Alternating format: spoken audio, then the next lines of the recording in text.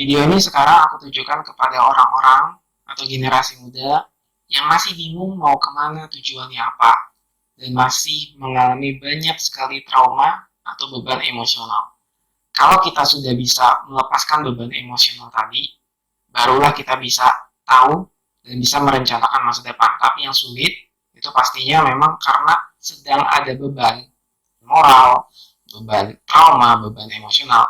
Maka yang terjadi memang kita tidak tahu bagaimana caranya berpikir secara kritis atau berpikir secara logis ke depannya karena sudah banyak emosi yang menumpuk di kepala ini. Jadi gimana cara mengatasinya? Oke, aku jelasin.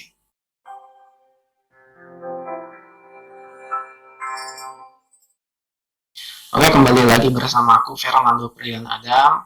Di video ini, poin pentingnya adalah kita harus berusaha bangkit apapun yang terjadi keadaannya walaupun kita sekarang berada di fase yang rendah atau di titik terendah. Berdasarkan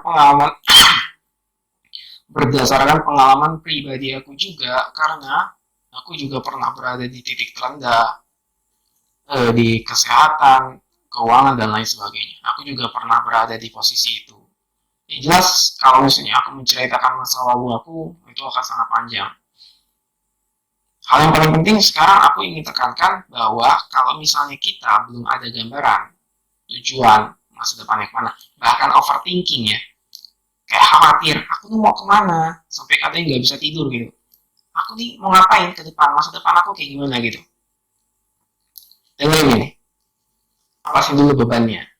Nah, ketika kalau kamu sudah melepaskan beban trauma atau emosional tadi, udah luntur tadi bebannya, maka hal utama dari yang namanya tujuan hidup itu harus mengisi 8 aspek. Berapa? 8.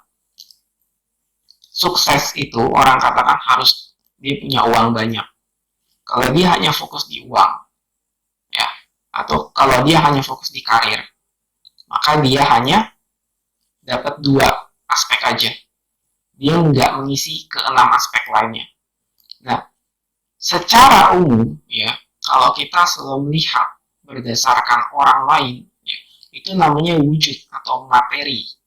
Sementara energi itu ada juga yang bersifat imaterial. Jadi ada yang materi dan imaterial, ada yang wujud dan tidak wujud. Kita tuh harus memahami, menyelaraskan antara materi dengan imaterial. Kalau kita hanya berpikir berlandaskan, kalau aku tuh sukses harusnya punya banyak uang, itu boleh. Tapi ingat, ada juga yang namanya kesuksesan imaterial. Nah, material dan imaterial ini harus kita selaraskan. Namanya harmoni. Kalau hanya bisa membicarakan tentang keuangan dan karir, maka dia hidupnya pasti akan stuck di situ-situ aja.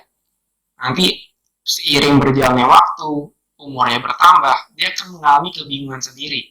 Karena ada dasarnya itu, dia harusnya berusaha untuk mengembangkan aspek yang lain.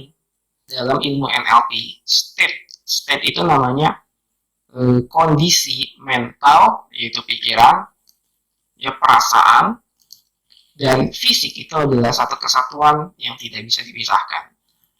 8, ini harus kita kuasai, harus kita tingkatkan terus secara signifikan agar harmoni. Oke, mulai dari kesehatan, keuangan, ya, keluarga, relasi, karir, pengembangan diri.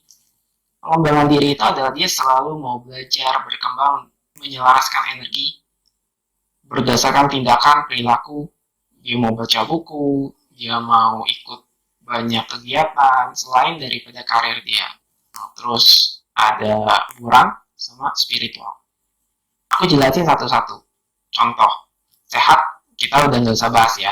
Keuangan. Apa bedanya keuangan sama karir?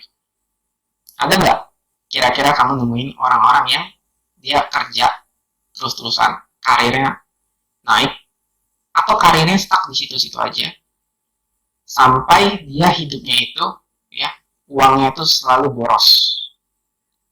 Arti kan kayak jadi seakan-akan dia kerja banting tulang, kerja keras, tapi uangnya itu selalu habis kemana-mana. Nah itu butuh finance, manajemen, ilmu keuangan. Nah, hubungan keluarga penting kan? Gimana caranya dia kalau sudah punya pasangan, hubungan dia terhadap anak, terhadap orang tua, hubungan terhadap keluarganya sendiri itu bisa dilihat dari bagaimana dia bersikap. Karena tumbuh kembangnya seseorang itu berdasarkan dari keluarga.